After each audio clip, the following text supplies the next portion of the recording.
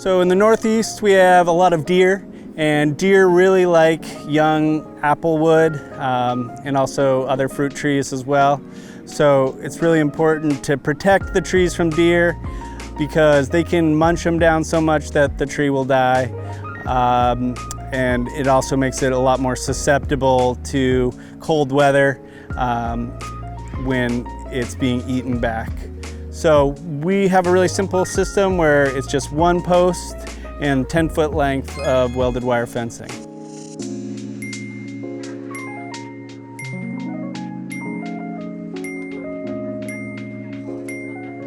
So now we're gonna make deer fencing, and we have 50-foot rolls of welded wire fencing that are 5 feet high.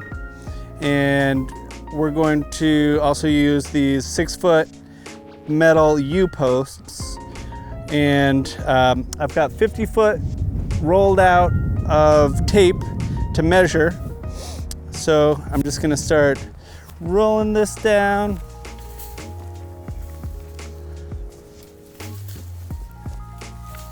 Till I get to 10 feet, and I'm gonna lay down this post at 10 feet.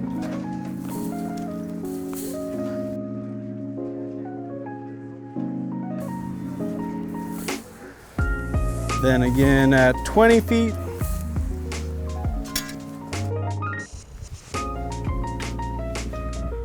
$30 and 40. These are special wire cutters that are like mini bolt cutters that keep you from getting carpal tunnel with all the clipping that has to be done. So to make the cages work the way we want them to, we're gonna observe that it's got some loose ends here, so free wire here. So that means on this side at 10 feet, I'm going to cut it flat up against this wire.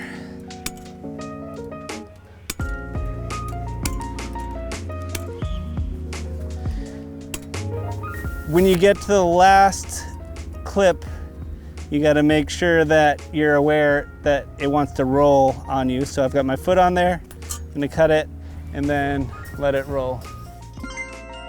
If you're gonna pound a lot of posts, you wanna protect the ears, wanna be able to hear for years. So I'm going to wear this ear protection, and I've got a hefty post pounder. I want this post to be about 1.5 feet away from the base of the tree, so about there, and with the bumpy part out. So what I tend to do, since I only have 2 arms, is I'll lean that on my shoulder, I'll get this post pounder on the post, make sure it's still about 1.5 feet away, and then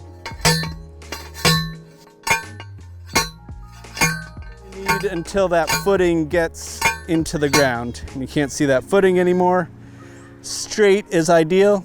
The way we cut it was we made sure that some of the wire is loose at the end, and I'm just going to hook that around this post, and then the other end is flat.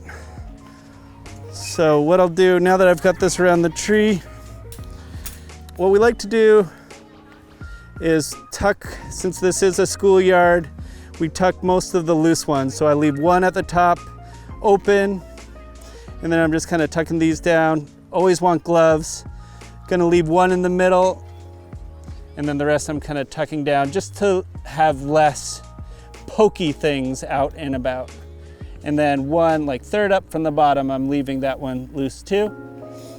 And it's really good to have the cardboard and wood chips because that keeps weeds from growing. You are gonna wanna remove this deer fencing every year to do annual maintenance. So then I'm gonna overlap. So I'm overlapping at least one layer of rectangle. And then after you've got it overlapped by one layer, I'm gonna take this loose one and twist it around so it's secure, but you're still able to undo it next time you need to get around the tree. And then I've left this one in the middle loose, overlapping one rectangle, pulling it around, and then again at the bottom, overlap that one rectangle and twist that around. And then you kind of line it up and see how that's about underneath there. So with this one, I'm gonna lift up. And so I've got 2 layers of rectangles. I'm pushing it over the post and kind of shimmy it down and straighten things out. And that's all there is to it.